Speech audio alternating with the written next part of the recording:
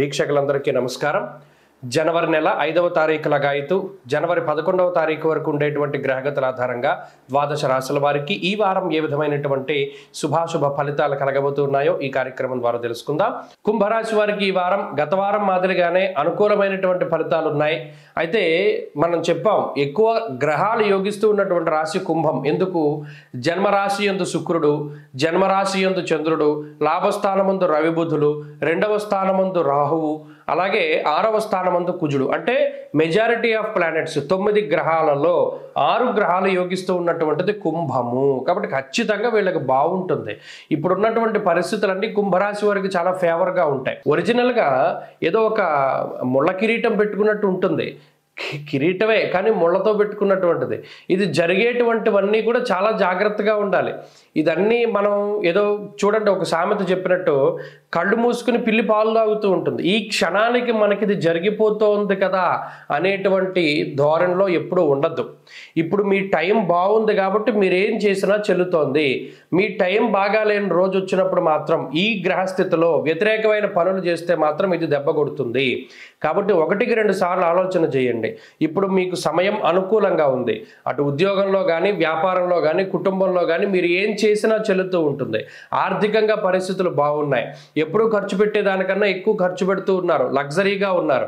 ఇదే మీకు అలవాటు అయిపోతే ఎదరెదర మీకు చాలా ఇబ్బందులు వస్తాయి. అందువల్ల మిమ్మల్ని మీరు కంట్రోల్ చేసుకోవడం చాలా ముఖ్యం. ఇది నేను చెప్పదగింది. ఎందుకంటే గత 2-3 వారాలుగా కుంభరాశి వారి యొక్క ఆర్థిక స్థితిగతుల్లోనూ, మానసిక పరిస్థితుల్లోనూ, ఆలోచనలోనూ వీటన్నిటిలోనూ చాలా మార్పులు వచ్చాయి. వీళ్ళు చాలా ఫ్రీగా ఉన్నారు, ఎక్కువ పనులన్నీ చేయగలుగుతున్నారు. అన్ని విధాలుగాను కూడా లక్ ఫేవర్గా ఉన్నది, టైం అనుకూలిస్తోంది. అందువల్ల కొన్ని సందర్భాల్లో ఈ గ్రహస్థితే ఇంత వెసులుబాటు ఇచ్చింది. మరలా ఒక్కసారిగా పట్టుకోవడానికి అవకాశం ఉంటుంది. తప్పు చేయకూడదు. ఈ టైం బాగున్నప్పుడు మీకు చేయవలసినటువంటి పనులు టకటక చేసుకుంటూ వెళ్ళిపోవాలి. ఇప్పుడున్న గ్రహస్థితి అన్ని విధాలుగా ఫేవర్గా ఉంటుంది. ప్రభుత్వ పరంగా ఫేవర్గా ఉంటుంది, కుటుంబం మీకు సహకరిస్తుంది, ఆరోగ్యం సహకరిస్తుంది, లక్ ఫ్యాక్టర్ ఉంటుంది. అందువల్ల మీరు ఏది చేయాలనుకున్నా చక్కగా పాజిటివ్గా కష్టే ఫలి ఈజీగా వెళ్లకుండా ఏదైనా మంచి మార్గంలో ముందుకు సాగండి. ఈ గ్రహస్థితి 100% మీకు ఉపయోగపడుతుంది. అంతేకాకుండా ఎటువంటి అవాంతరాలు లేవు, అవరోధాలు లేవు, విఘ్నాలు లేవు, ఆటంకాలు లేవు.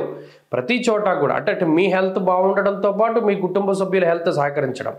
కొన్ని సందర్భాల్లో చిన్నపాటి ఇబ్బందులు వస్తాయి. జాతకరీత్యా వచ్చినా కూడా వాటిని చాలా తేలిగ్గా వాటిని దాటగలుగుతారు చాలా ఈజీగా. కాబట్టి గ్రహస్థితి బాగున్నది, చాలా మంచి వాతావరణం ఉన్నది. మరిన్ని ఫలితాల కోసం అంటే కొంత ఎక్కువగా మంచి ఫలితాలు సాధించడం కోసం పరమేశ్వరుని యొక్క ఆరాధన ఎక్కువగా చేయండి.